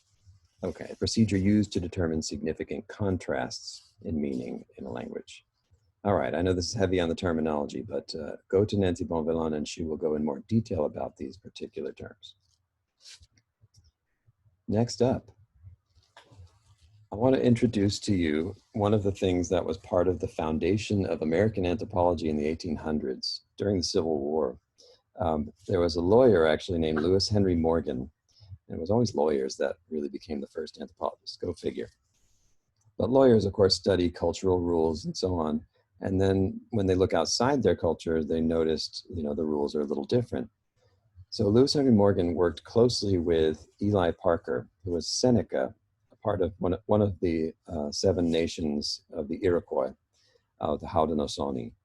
And so Eli Parker actually became quite high ranking in the US military and drew up the papers of surrender for none other than Robert E. Lee during the Civil War, which we now seem to be revisiting these days. Anyway, a Native American man named Eli Parker, actually, Seneca man, was the one that did that. Actually, a lot of people don't know that. And also many people don't know or are unaware that the Iroquois system of government heavily influenced the founding fathers of the United States, who were breaking apart from the tyranny, the monarchy of Europe, and really wanting to create a democracy. They drew on the roots from ancient Greece, but they very heavily drew on the Iroquois system of government, where you have an elected leader named Atado-Daho, and you have these 7 different nations which elect this leader. And you also have the judicial form of government, where you have the clan grandmothers, because it's actually a matrilineal system, not patrilineal. And the clan grandmothers act as the jurors. So very much like Ruth Bader Ginsburg, may she rest in peace. But they were all women. And the founding fathers, coming from European patriarchal society, did away with that idea of the importance of women. And in fact, women, the clan grandmothers, could decide whether to remove a male leader. And the Tadodaho was always a male leader from one of the 7 nations. And then there was also the Longhouse, where you have the Congress, basically. These are representatives from each of the nations that were working together. So this really influenced the US in its foundation, and a lot of people don't realize that. Lewis Henry Morgan was very interested, this is now 100 years later in the 1800s, he was interested in the Iroquois system of kinship. And he asked Eli Parker, what do you call the woman who is your mother's sister? What do you call the man who is your father's brother? And so on. And it ends up that where they draw the line with their categories of what makes a mother, or what makes a father is different from how we do it in English and most other European languages. Let's take a look. So this is what he found. He started actually creating these pedigree diagrams, kinship diagrams, which all are organized around the ego, which is Latin for I, for me, right? Me, me, me. So it has to be always in relationship to a particular person. So for example, what do you call your male sibling? Brother. What do you call your female sibling? Sister. And here this would represent descendancy. And what do you call your male parent? Your father. What do you call your female parent? Mother. That equal sign means that they are married or they're having babies. Okay, but look at what the Iroquois do. What do the Iroquois call your father's brother? They call him also your father. That's interesting. Whereas we would call him uncle. They do not. In fact, they do have the word that is akin to uncle, but the uncle is never the father's brother. The uncle is whom? The mother's brother. Whereas your mother's sister is also your mother. That's interesting and different from how we do it in Europe. Mother sister is also mother. We would call her aunt or aunt, depending on what dialect of English you speak. And they do have a term akin to that, right? But that would only be for your father's sister. So in this case, the sibling of your parent that has the same gender as your parent is also your parent. Why? Well, that's interesting. Some of this has to do with the fact that they are matrilineal and how they inherit wealth. So women can only pass their wealth on to their daughters, actually, not to the men. They are matrilineal as opposed to patrilineal. Women are the only ones who own land in this case, and they pass it on to their daughters, not to their sons. Check this out. If your mother's sister is also your mother, that means her kids are also going to be your brother and sister. Whereas we would call these people cousins, the Iroquois call all of the siblings of your mother's sister your brothers and sisters. And they call all of the children of your mother's sister, your brother and sister, and all of the children of your father's brother, who is also your father, they call them brother and sister also. This has to do with the incest taboo. And here's one of those universals in all cultures. All cultures have an incest taboo. And what is that? That means who you can and who you cannot marry and have babies with. The universal incest taboo in all cultures, and there are some that break it, but it's a known rule in those cultures even, such as the ancient Egyptians or the Hawaiian royalty, and it's always royalty. Anyway, royal families often break the incest taboo, which is true for the rest of their populace, and it's to solidify their power and not dilute it by having to marry outside the family. But of course, what does that do? It creates things like the Habsburg chin, where their chin got longer and longer and longer because there was so much inbreeding in Europe, some of them couldn't even chew their own food. They had to get their servants to do it. Anyway, bad idea. So it's not a good idea to marry your brother and sister. But for the Iroquois, you can't even marry your first cousins here. That is, the first cousins who are the children of your parent's sibling that has the same gender. You could marry your mother's brother's cousins, because cousins are not part of that universal incest taboo. So the first part of the universal incest taboo, thou shalt not marry your brother or sister. The second part, thou shalt not marry your father or mother or your child. So no cultures break that unless they are part of this royal elite that wants to solidify power. But how they define this is not necessarily based on genetic relatedness, because these cousins actually are just as related to you as these cousins, but it has to do with the differentiation that many cultures make between what we call parallel cousins in anthropology, those who are the children of the aunt or uncle of the same gender as your parent, and then cross cousins who are the children of the sibling of your parent that is the opposite gender. Interesting. Okay, so check this out.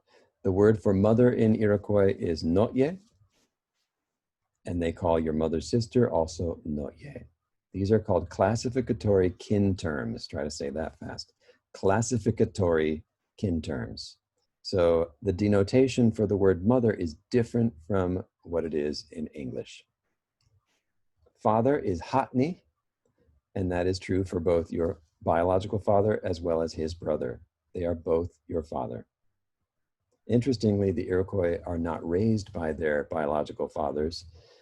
They are raised by their mother's brother, by their uncle. So neither of their fathers, or if your father has many more brothers, none of them actually raise the child. They will be raised by the mother's uncle. And if they are a boy, they actually receive their title as well as their political influence from their mother's brother. And it's called an avuncular system. It's pretty interesting. Okay, your father's sister, what we would call your aunt, is akehak, and the only akehak is only your father's sisters, and that's it. Your mother's sister is, of course, your noye and your mother.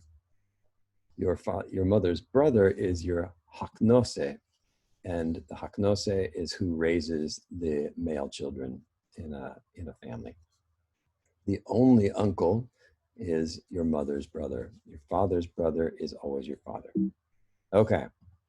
Now there's also, this is a matrilineal descent system, and what Lewis Henry Morgan found is that many cultures around the world that are matrilineal also have a similar kinship system.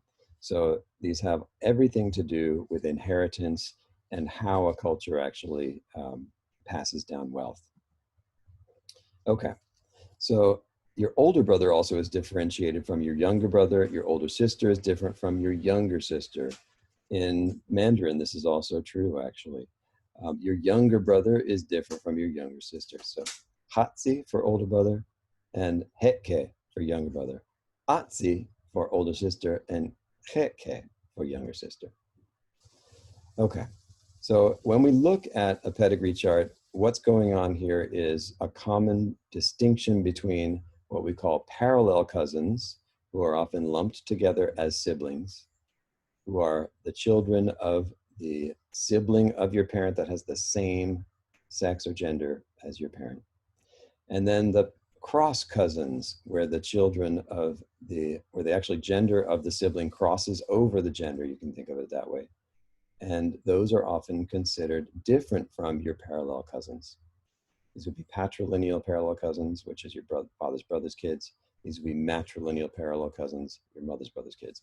Many of those cousins, which are not considered cousins, many of those cousins in different languages around the world are considered siblings and treated that way. Check this out. So Lewis Henry Morgan found that there was about 7 or so different kinship systems that seem to be universal around the world, even in languages and cultures that are unrelated to one another. And they have to do with what type of subsistence that culture has and what type of inheritance they have. Here is a patrilineal descent system, and European cultures typically also are patrilineal, right? They inherit wealth and the last name from the father, although that is changing now. But check this out. So these are the abbreviations actually here that are often used in kinship terminology. Here's the ego, either male or female, and that would be your brother, that would be your sister or zister. This is your father, this is your mother. Okay, just like the Iroquois, your mother's sister is also your mother, and therefore her kids will be your brother and sister. Just like the Iroquois, your father's brother is also your father, and his kids will be your brother and sister. So all of those, what we call parallel cousins, they call brothers and sisters. They are off limits for marrying. Like the Iroquois, your mother's brother, your mo-bro over here, is your uncle. And the only word for uncle would be your mother's brother. But look at his kids. In this system, the Omaha system, which is a Native American tribe actually from what is now Nebraska, but this is now a system used by many different patrilineal cultures around the world.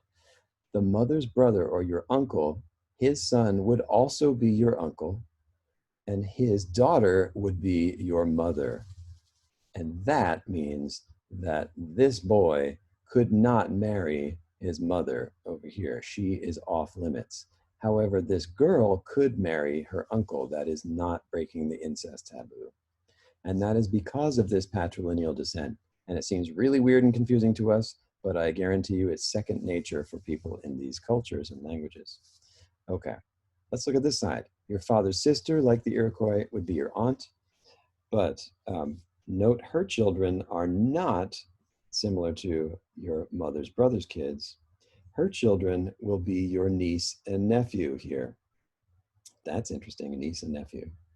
Niece and nephew are usually the children of your brother and sister. They are not off limits for either one, male or female, to marry over here. So all of this has to do with rules of inheritance, and they are culturally constructed and different from culture to culture and language to language. Okay, let's talk about the Gugu Yimadir again. Again, this is an Aboriginal language from Northern Australia. It is right up here. Actually, I think I have a slide. It's just a tiny little area that they occupy. I think some of you in the discussion board were talking about how they may be in the bush, in the outback, but actually they are along the coasts. And that seems to actually have a lot to do with their spatiality. So let's take a look at this. Here they are. This is the map behind me. And here you have the Gugu Yimadir up here by Cooktown, which is one of those places where James Cook actually landed and claimed that there were no humans, despite the fact that the Gugu Yimadir themselves told Captain Cook, the original Captain Cook, what those giant bouncy mammals were, a kangaroo. And actually that refers specifically to the black kangaroo, a male black kangaroo, in one of two different languages actually that the Gugu Yimadir speak.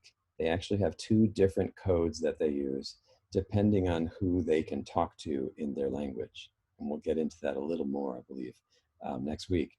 But the Gugu Yimadir actually are only able to speak, a male Gugu Yimadir is only able to speak to his father-in-law with a very particular language that is separate from the normal language.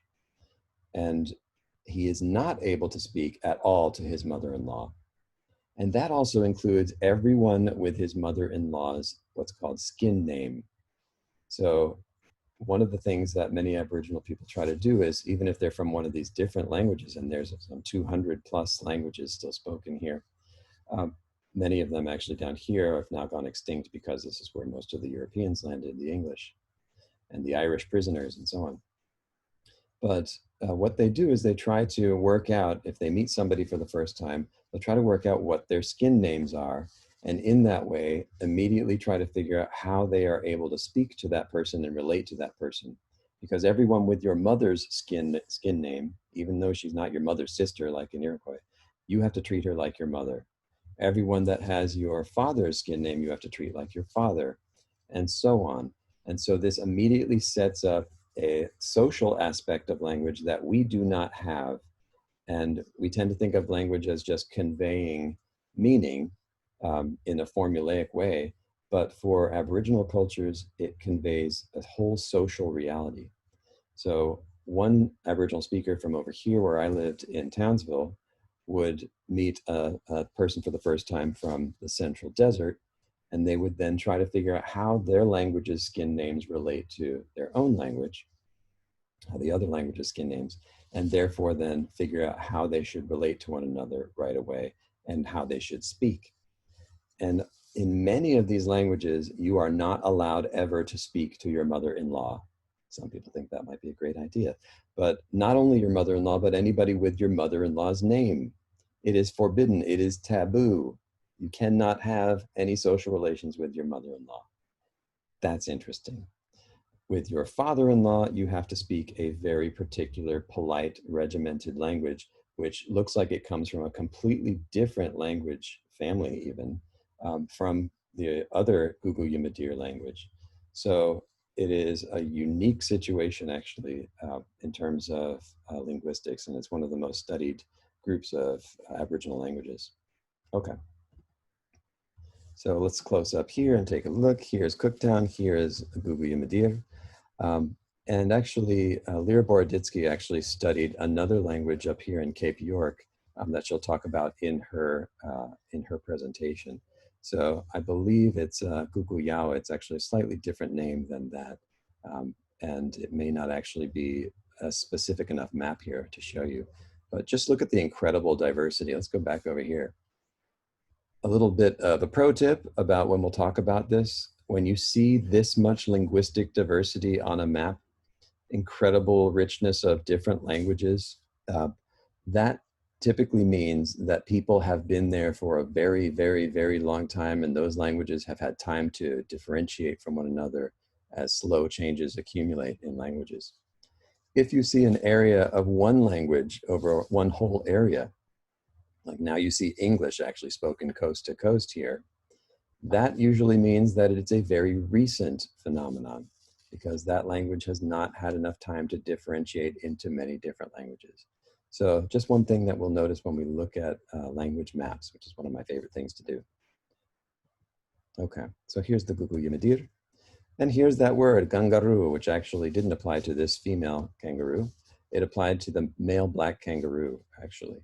But that word was then a borrowing into English from Captain Cook, right? Got it from the Google Yamadir, and then it then was generalized to all other macropods, which are these giant hopping marsupials with pouches. Okay, so the unique feature that you learned about last week is that the Google Yamadir, like other languages actually, do things a bit differently when they talk about directions. They use what's called absolute spatialization, meaning that when they're describing things in relationship to themselves, they don't say left or right at all. Everything is north, south, east, west in the sense of their equivalents for those terms. North would be up the coast, south would be down the coast, east would be toward the ocean, west would be inland. So in places that are on the coast, actually, this becomes a really easy thing to do. And linguists are really interested in this, in that they wondered, this is so embedded in the language. Is it true that, if you blindfolded these people or took them into a room and turned the lights off, they would still know, and you could spin them around, make them dizzy, that they'll still know that where these directions are because they have to? And it turns out that that seems to be true, that no matter where they are actually attuned to north, south, east, and west very, very closely. And I think one of the articles actually that I'll have you read also talks about this in Bali. So Balinese people have a very similar phenomenon of absolute spatialization. And a child who was learning the traditional Balinese dance in one village, all of a sudden, when he went to another village to study with another teacher, started doing things completely wrong and could not actually dance anymore. And part of that was because he did not have the innate sense of directionality that was necessary that he had in his original village. Okay. We also see this type of absolute spatialization among the Maya, the Tzeltal, one of the Cholan subfamily of Mayan languages in Chiapas. So I work with many Tzeltal people on actually keeping their language alive and learning how to read and write in the Maya script, because of course the Maya script was forbidden back in the 1500s. And Maya people lost the ability to read and write in that script, even though many of them knew how, especially those that were trained as scribes. And so it was forbidden, and so the understanding of how to actually read Maya glyphs was lost. And so one of the things that I do in the nonprofit Mayas for Ancient Mayans that I actually do, I serve as the current president, is we help to raise money and teach Maya people who are interested and teachers how to read and write in hieroglyphs, and then they teach their students. So it's a pretty exciting thing. Okay. And so the Tzeltal actually have a vertical metaphor for time as well as directionality.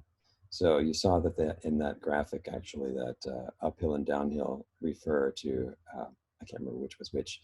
I believe downhill is past and uphill is future. I can't recall. Anyway, they also have absolute spatialization. So they refer to north as down and south as up because the way the highlands are organized in the Maya area. And then east is where the sun comes out and west is where the sun goes down. So uphill, ta'alan, and downhill, ta'akol. And this is just showing you the wipils actually that you saw in this other image. These beautiful woven garments that the women actually still wear traditionally, the traje, and they're called wipiles. And actually you see based on what particular village indigenous people are from in Mesoamerica, both Maya as well as Zapotec, as well as Mixtec, Mazatec, that they have different wipiles based on their own ethnic village designs. And those are actually traceable all the way back to the classic period. This is actually Lady Kabalshok, who is one of the principal wives of Itzamnach Balam, who was a king of a city called Yashchilan, one of my favorite places to visit in the rainforest on the Usumacinta River that I was telling you about. Anyway, she's wearing a huipil here. She's also pulling a rope through her tongue, rather exaggerated looking one, but it has thorns on it, and that's causing her to bleed. Not just the kids these days that pierce their tongues. Anyway, the blood is gathered on these pieces of paper, and then you actually can see a stingray spine that she used to pierce her tongue. And then these papers are burned, and this is in imitation, I believe, of the sun god who jumped into the fire, sacrificed himself, and gives out his life and his light so that all things can live. It's the idea, the principle of self-sacrifice, not killing someone else and cutting their heart out, although that did happen, but the idea that royalty, in order to be a royal person, you had to give of your own blood and burn it in imitation of the sun. And so the kings and queens were called Kinich Ahau, or the radiant sun lords. Okay. So in Tzeltal, might need to take a break here. In Tzeltal, let me take a swig of this. We also have the idea of different prepositions versus different locative expressions. So a preposition in English is, where it is, right? Is it above, below, in, on, at, through? Okay. But in Tzeltal, it's not where it is, but how it's positioned and what it is in. Let me move my little head here. Okay. And what it's made of. And this is actually related to the numeral classifiers that are in all Mayan languages that we saw. So if you're going to say a man is in a house, we just use the preposition in. But in Tzeltal, you are obliged to actually use this, which is a locative expression, ta util. Ta is the preposition, but util is actually the classifier that means to be inside something. So whereas we just use this same preposition for many things, a man is in a house, an apple is in a bowl, they actually don't. They will actually say the apple is ta pachal in a bowl-shaped container.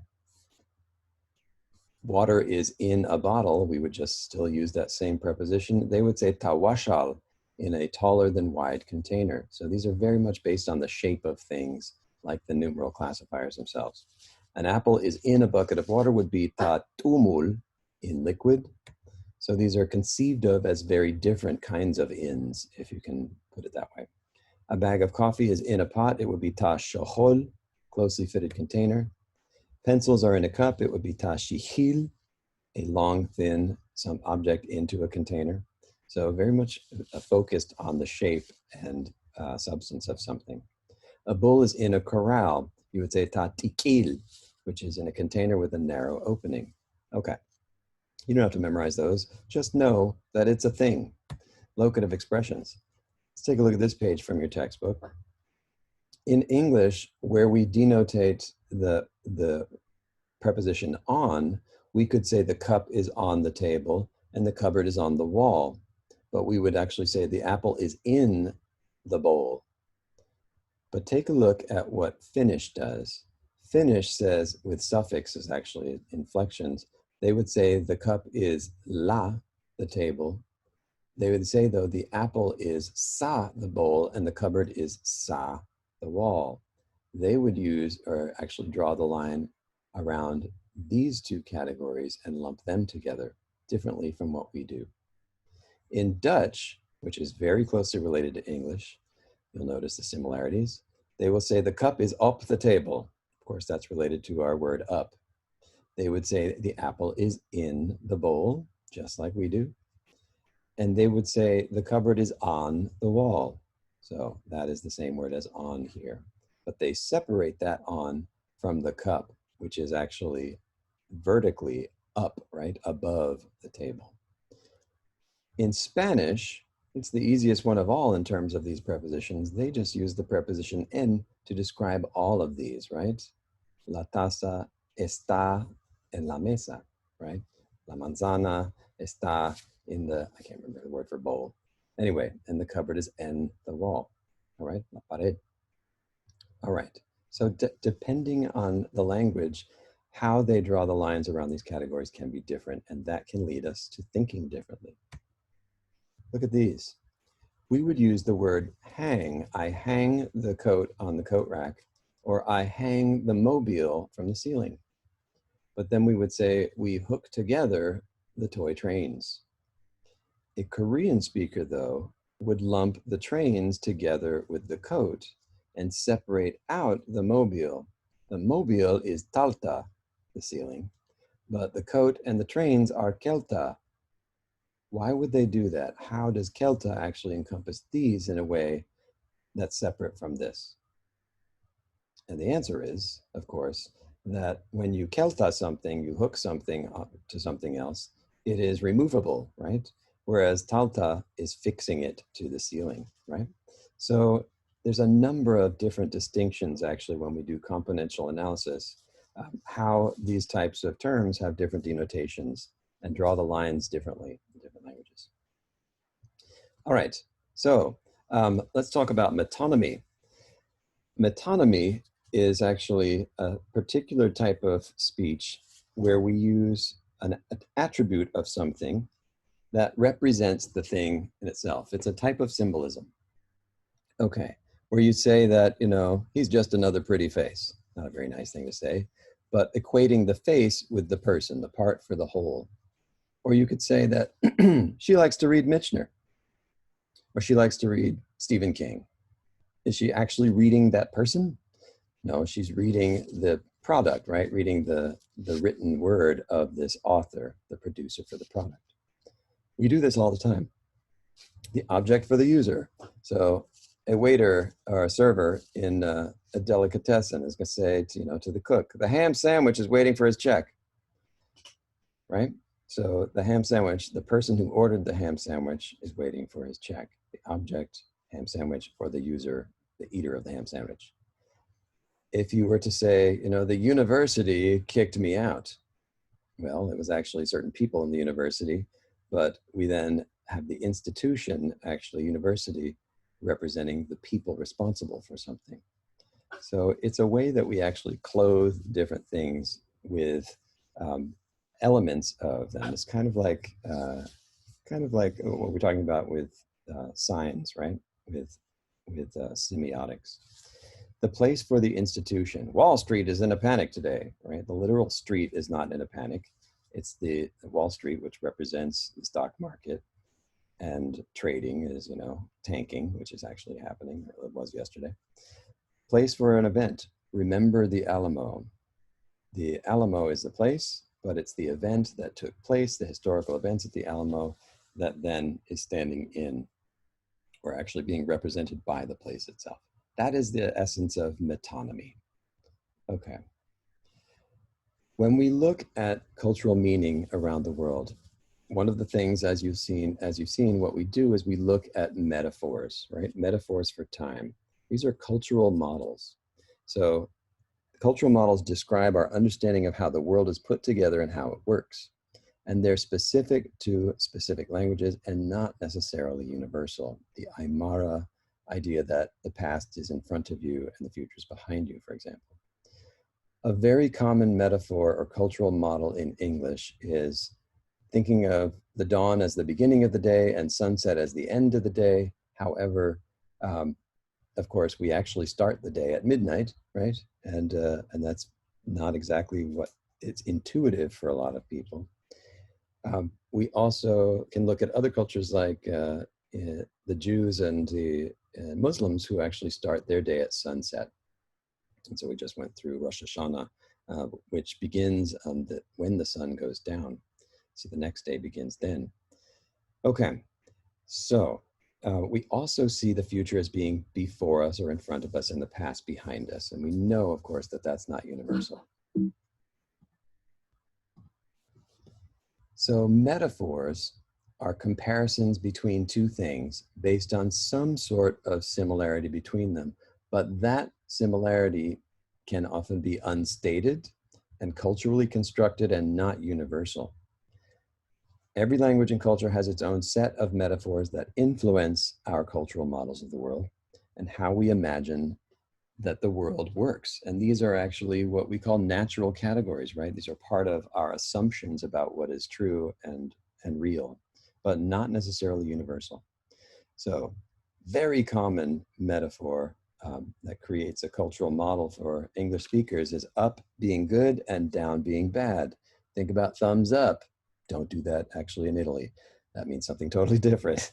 Uh, Gestures are not universal, but we have this everywhere, right? Up is good and down is bad. Things are looking up. I feel up. That lifted my spirits. That really brought me down, man. That was a really low thing to do. He reached the peak of his profession after going through a low point in his career. Why do we think up is good and down is bad? Think about it. Yeah, you got it. Heaven and hell, right? Up is good, the good place. Down is bad, the bad place. Is that universal? Would a Hopi person say down is bad? Think about where they put their sacred ceremonial centers. They put it inside the earth, the womb of the earth mother. Whatever happened to the earth mother? Europeans used to worship an earth mother, but it was replaced by a male sky father god. That's interesting. And that changes the cultural worldview, that changes the language, that changes these cultural models and metaphors. Okay, a bit about the nuts and bolts of metaphors. What's a metaphor for? Well, a metaphor is composed of two things. We have the source, which is the thing that we're using to describe something else, and the target is the thing that is described, right? Target is the thing that you're trying to describe, the source is what you are comparing it to. In English, you may have heard the expression, life's a beach. And this is a metaphor, right? It is saying life is a beach.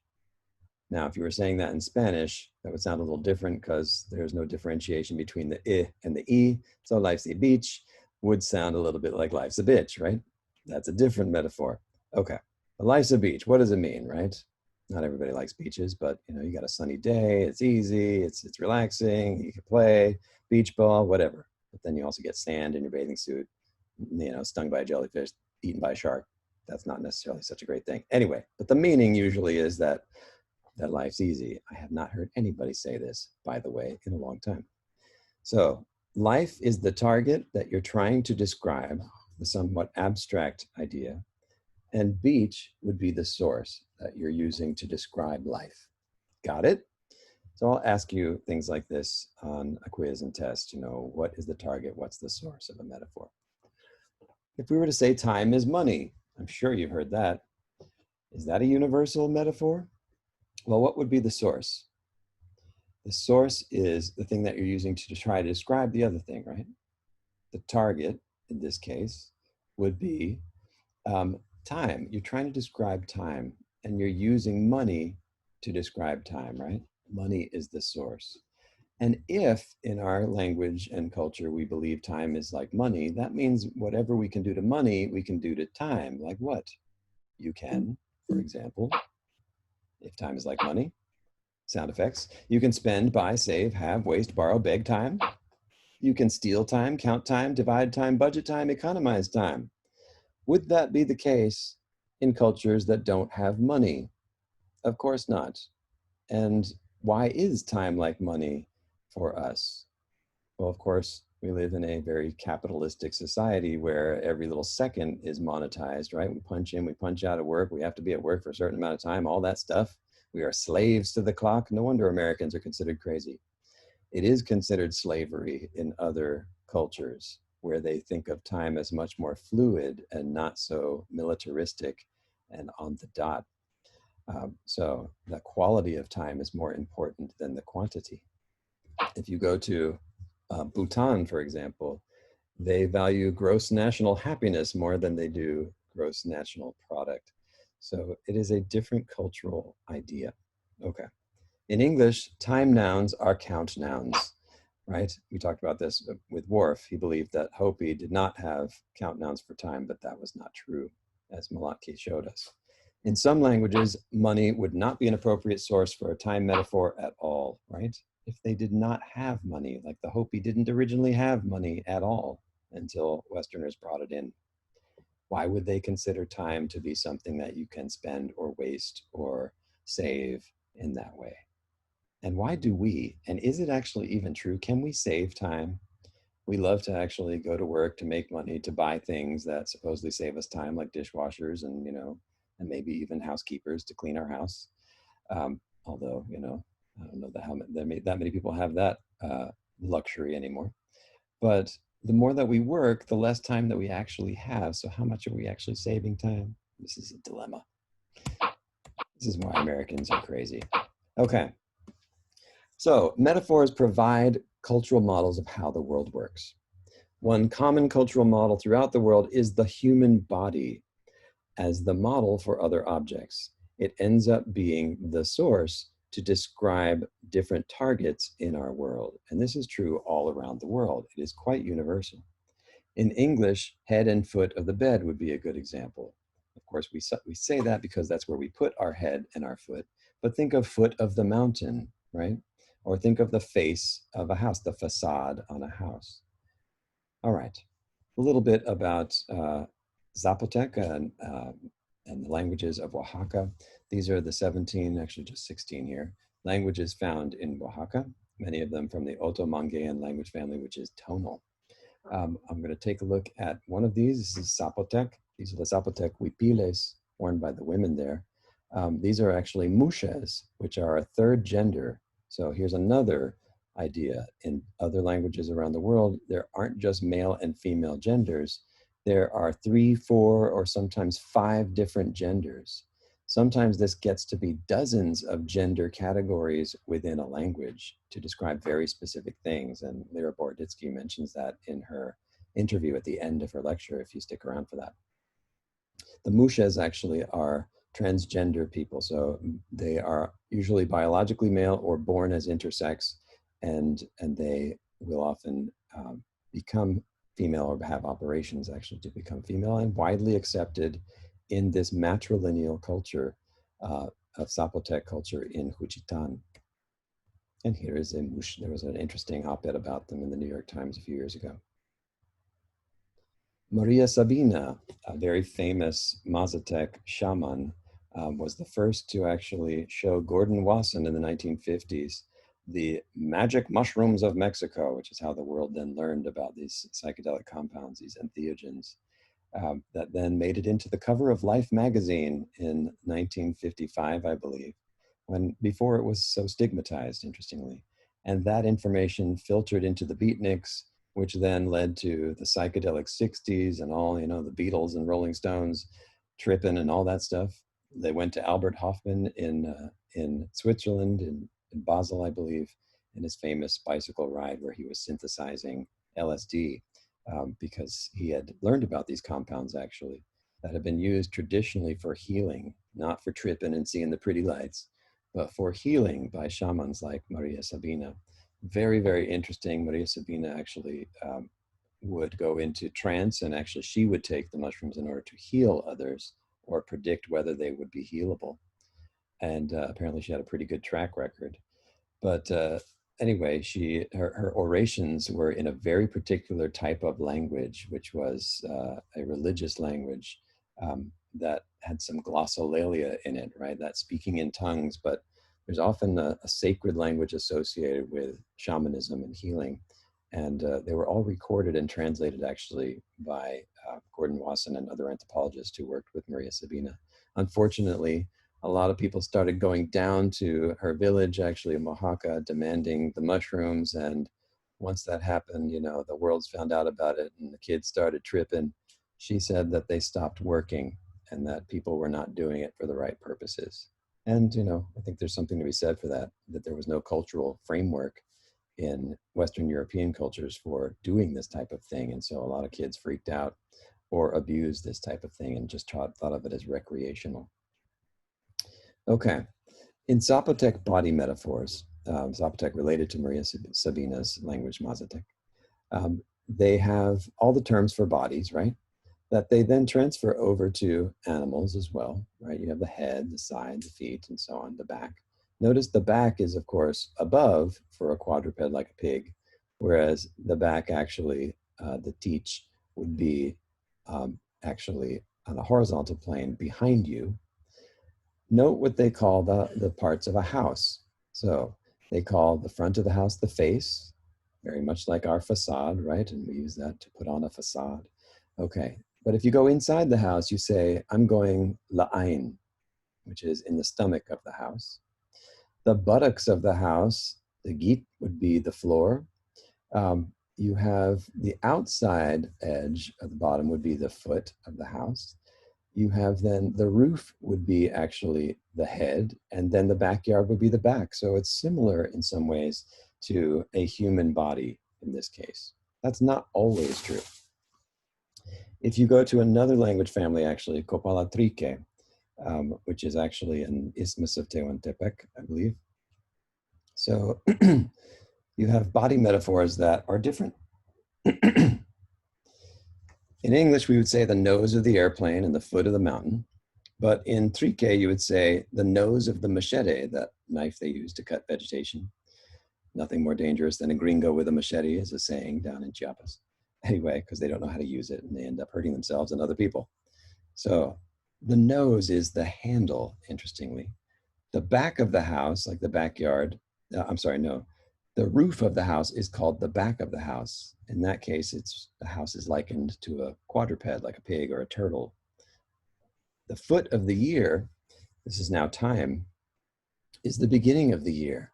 Here we have a vertical metaphor for time where the past is below, or with foot specifically on a body. And feet also in this language are understood to be related to causality. So a foot will cause something to move, right? A foot is where you start your motion. So the foot is the beginning of the year. The head then is the last part of that motion, and that becomes the end, right? So foot is beginning, head is end. The stomach of the house, very much like Zapotec, is inside the house. The face of the house, front of the house, like Zapotec as well. Now, watch what Trique does actually with when things occur, right? So within 3 days is said to be the stomach of 3 days, inside 3 days, in the body of 3 days. After Monday is back of Monday. So in this sense, they actually have a horizontal metaphor for time like ours. But to be caused by something, he died because he was sick, because of an illness, you would say he died feet of illness. So feet are not only beginning, they are also causality. And that actually is true when we look at different writing systems like ancient Sumerian that uses a picture of a foot to mean usually movement, to go, right? Things like this. Okay, so also seeing a person, this is interesting, is spoken of, you have to say that you saw their body. Because you can also say you saw John, or John saw the body of Peter, saw John, body of Peter. But John could also see Peter in another way in his dreams. That's also considered legitimately real in some cultures. So you have to specify that you physically saw someone's body. There are levels of inflections as well as morphemes that indicate in some languages like Aymara, whether you saw something with your own eyes, whether you just heard from someone who saw it with their own eyes, or whether you are removed by 3 or 4 amounts or levels of hearsay, right? You have to qualify that with everything that you say. And imagine if that was the case with politicians that try to say things and pass off things that they might not actually know or have witnessed. It would be quite different, wouldn't it? Or newscasters that are, describing events that they didn't see themselves. Okay.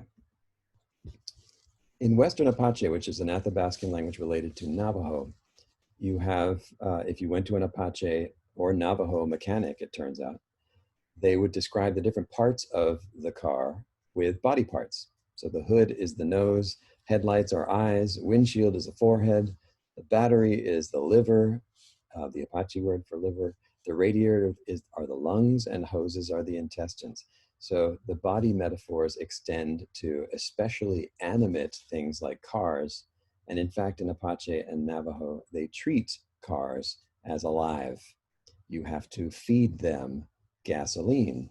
And the word for gasoline in Navajo is chite bitwo, which I learned, and I used to actually tell a joke to one of the clerks in the Native American Studies Department, Tina. And Tina is Navajo. And so I learned a little Navajo and I started, telling her, Chite bitwo asha, which means I drink gasoline, or I drink literally car soup. So bitwo is actually the mutton stew that is the characteristic um, staple food for Navajo people, because when the Spanish brought over sheep, actually the Navajo quickly took to them. They stopped being foragers actually strictly, and then they started pastoralism with sheep. Anyway, they're one of the few pastoral societies that's actually matrilineal. Most of them are patrilineal, like the old Hebrews, which is where we get our patriarchy from. Anyway, so the chite bitwo is car soup, and you feed car soup to a car to keep it alive, and you treat it nicely. All right. Emotion metaphors are also related to the body. So even though emotions are somewhat abstract, we associate in many cultures of the world the idea of the body as some type of a container for emotions. So let's take a look at this, right? In English, we have two basic emotion metaphors with the body as a container and then emotions being some type of volatile liquid. And you see it in expressions like, my anger boiled over, my blood boiled. I was ready to explode. He was overflowing with love for his mother. She poured out her feelings, blah. His emotions roiled inside of him. Don't bottle your feelings up inside. It blew my top. Let it out, dude. All of this stuff is actually taking this abstraction of emotion and concretizing it by using the body as a source for the target of emotions. If we look at the heart of the matter, right, we have this idea of the heart as the center of emotions, of feelings, right? She or he has my heart. My heart aches for those children. I didn't have the heart to burst their bubble. My heart is broken. Many other languages put emotions not in the heart, but in the stomach. And as we'll see in New Guinea, actually, among the Gapun, they consider the stomach to be a container for feelings. Now, we do have butterflies in the stomach when we feel nervous, but we don't think of loving one another as something that's contained in our stomach, do we? In Japanese, you have body metaphors where the stomach, or actually a little below the stomach, it's called the hara. And if you take martial arts, like I studied Aikido, the hara, they have expressions like the hara, which is your center of gravity, not your mind, which actually mind and heart are the same in Japanese, kokoro. But the idea of hara is you have to keep your center of gravity as your center of your person. If the hara rises up, you are actually unstable. You're top heavy, right? You need to be more rooted. If you hold something in hara, you're keeping it in hara, you're holding something in your center. The chest is called mune, and there's an expression translated into English, I feel strangled with mune because of the rise of hara. So your hara is rising up too high and pushing against your chest. You can't breathe. Atama is your head. And here's an expression in Japanese translated in English. It came to atama with a click. And of course, that's very much like our light bulb metaphor. Let's look at New Guinea. So New Guinea, one of the most diverse places for languages per square foot in the world. Some 1,700 different languages on the island of New Guinea that have been there a very, very, very long time, probably in excess of 65,000 years. Okay, so the Gapun talk about anger as a poisonous substance, as a toxin, and they think of the stomach as the seat of emotions, both good and bad. If you do not express your anger, the Gapun say the toxic anger will rot in the stomach and cause illness. And there is some truth to this, right? Of course, unexpressed emotions psychologically can, through the mind-body connection, have negative impacts on your body, ulcers, things like that. Okay. And that, my friends, is the end. We finally made it to the end of this chapter. Okay, so I will be putting together various modules for you, but I'll try to post this lecture for you as soon as possible so you can get started on it as soon as you like. It is a continuation of the previous week. So enjoy this chapter and the various articles and videos that I am posting this week, and the discussion board, which will continue some of this as well. I will catch you next week. All right, and we're getting ready. Actually, I think we still have another week of talking about, I believe, Hakaltek Maya, and I'll get in a little bit talk about Gugu Yamadir some more.